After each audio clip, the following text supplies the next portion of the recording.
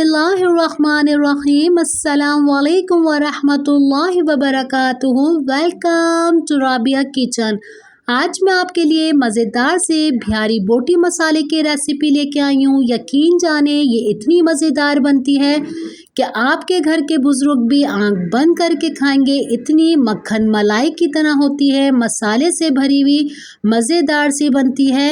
और इसका पहले एक मसाला तैयार किया जाता है, बहुत ज़बरदस्त मसाला होता है। और मसाले के लिए हमें किन किन चीज़ों की ज़रूरत है नोट कर लेते हैं।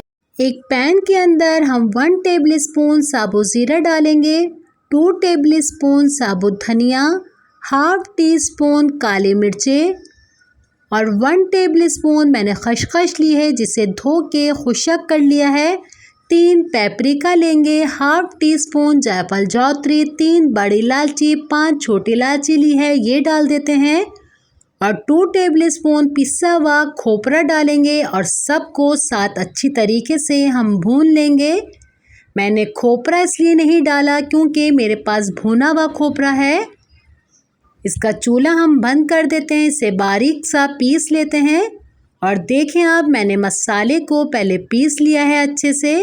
आधा किलो मैंने गोश्त लिया है। सारा मसाला हम अपने गोश्त के अंदर डाल देंगे और इसी के अंदर 2 टेबल स्पून भुना हुआ खोपरा डाल देते हैं और 2 टेबल स्पून लहसुन अदरक का पेस्ट रहेगा इसके अंदर। 3 टेबल स्पून कच्चा पपीता डाल देंगे और 4 टेबल स्पून लाल प्याज जाएगी इसके अंदर।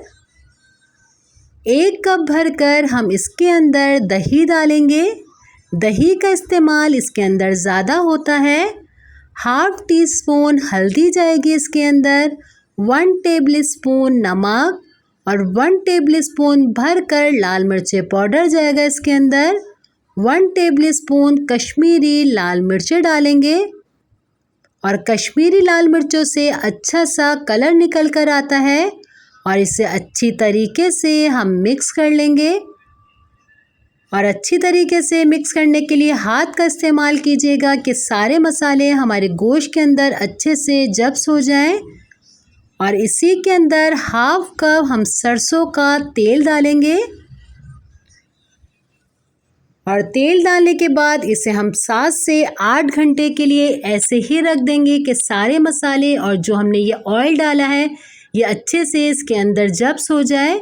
इसे मैं रख देती हूँ और ये देखें 8 घंटे मेरे गोश्त को मैरिनेट हुए हो चुके हैं और गलावट इसमें अभी से नज़र आ रही है। एक पैन रखेंगे हम और इसी के अंदर सारा गोश्त डाल देते हैं और अच्छी तरीके से इसे हम मिक्स करेंगे। और 10 मिनट के लिए मैं इसे ढक के रख रही हूँ और 10 मिनट हो चुके हैं। इसे हम चेक कर लेते हैं।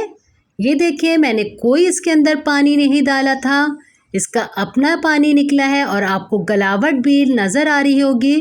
भरपूर इसका मसाला बनता है, ये नहीं कि ये सूखी सूखी सी बोटियां बनती हैं। मज़ेदार सी हमारी बिहारी बोटी मसाला देखें।